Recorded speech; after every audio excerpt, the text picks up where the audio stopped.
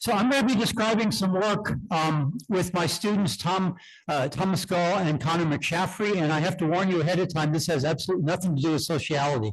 So I'm not sure why I'm here, but at any rate, so what we're going to be talking about is viability. And viability is a notion that has pretty much existed in theoretical biology and in artificial life for quite some time. It dates back to Ashby. It's also used heavily in adaptive behavior work and in control theory. And I think it's useful to distinguish two different kinds of viability, what we call extrinsic viability and intrinsic viability. So in extrinsic viability, what we basically do is we have a dynamical system that's generating some trajectory through its state space. Typically, we talk about only its essential variables. So we might think about some projection of that state space. And then we draw some kind of boundary over those essential variables. And we say when the state is within the boundary, the system's viable. If it exits the boundary, the system is no longer viable. The problem with that approach is that it's entirely arbitrary.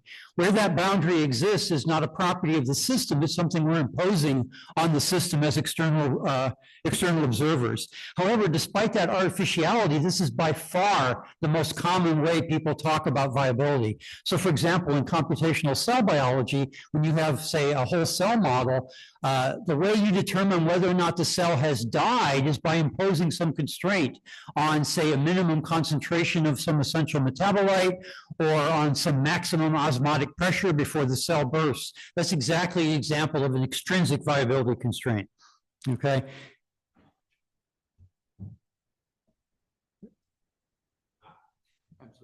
Oh, it wasn't on. Okay, sorry. On the other hand, and what we want to talk about are intrinsic viability constraints, okay?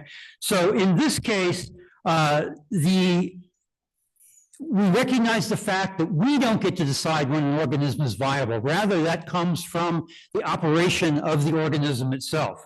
Okay, so in particular, the viability constraint in the intrinsic case is generated internally by an emergent individual. And it's not even clear what that means. Okay, I mean, I can say the words, but it's very unclear how we go about talking about that. So as I always like to do, I much prefer to think about these kind of conceptual issues in the context of some sort of a concrete toy model. And for some time, I've been using Conway's Game of Life as a way to look at a variety of different issues in sort of fundamental theoretical biology. And in a nutshell, basically what we do is we think of the Conway law as a kind of physics which supports a spatial chemistry. So spatiality is entering in. Maybe that's social in some sense, Seth. And that artificial chemistry supports in turn emergent individuals, which I think of as an artificial biology, and those emergent individuals engage within interactions among themselves and with their environments. And our goal in this work was to try to work out exactly what it would mean for an intrinsic viability constraint to be grounded in an emergent individual's constitution.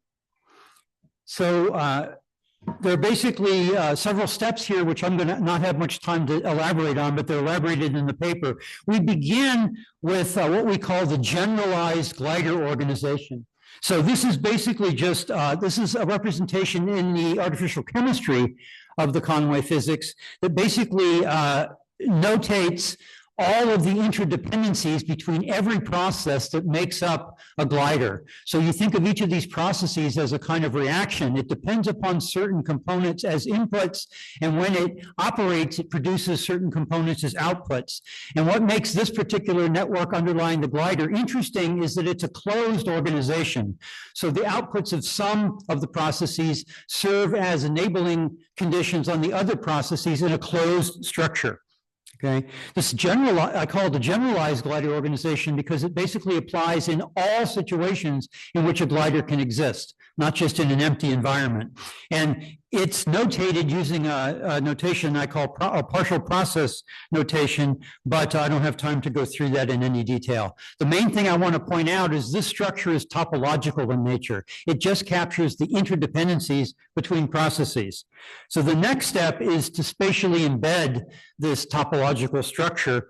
And we do that basically by recognizing that each process contains a kind of atom of geometry, an atom of spatiality. And when we use all the interdependency constraints in this network, we can assemble those atoms like a crossword or like a puzzle into spatially embedded sections of the graph.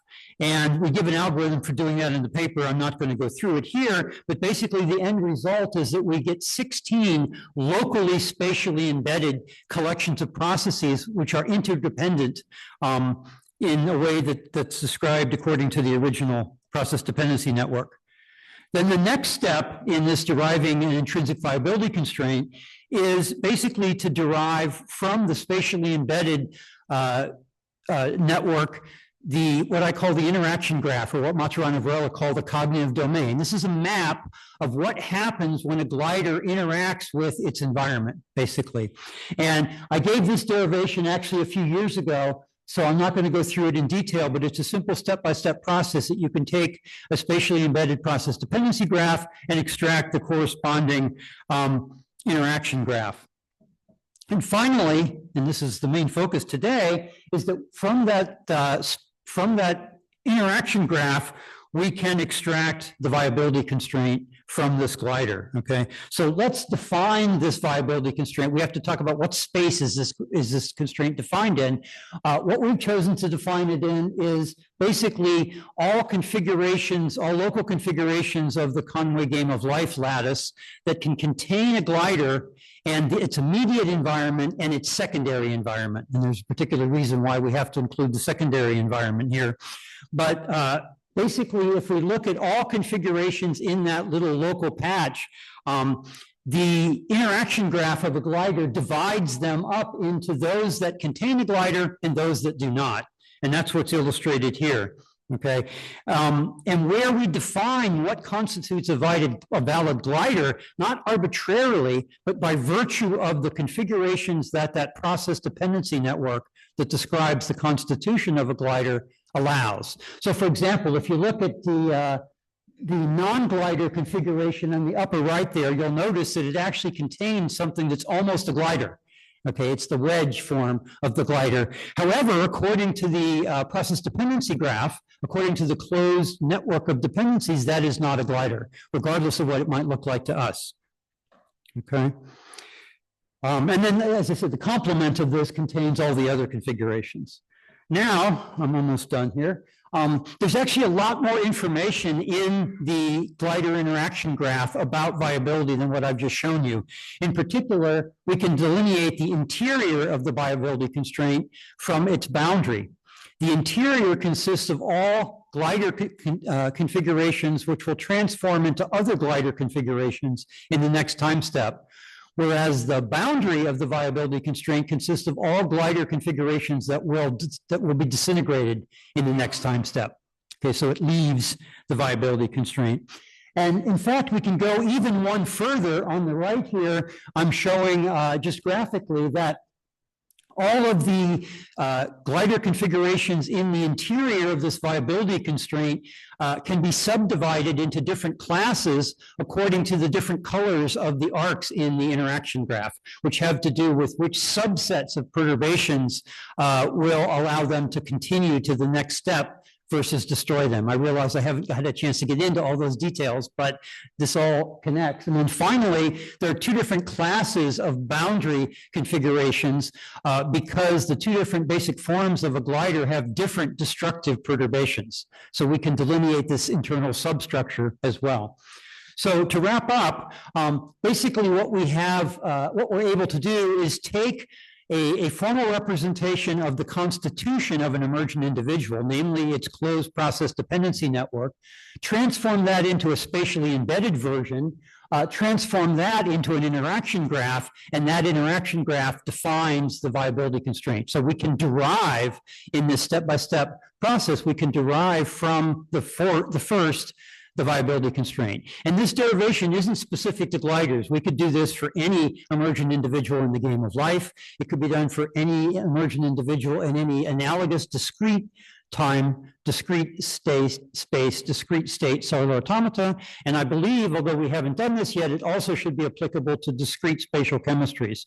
What we don't know how to do yet is apply it to continuous time, continuous space, continuous state systems. Although one of my co-authors, Thomas Gall, will be giving a talk this afternoon on some preliminary work in that direction. Another application that Connor McShaffrey, who's also giving a talk this afternoon, is interested in is what's the relationship between these intrinsic viability constraints and extrinsic viability constraints that are much more common. And finally, I think it's a big open question about how we need to rethink the operation of viability constraints when they don't have an independent existence, when they're not separate things from the system itself, but actually arise from that system's operation. Thank you.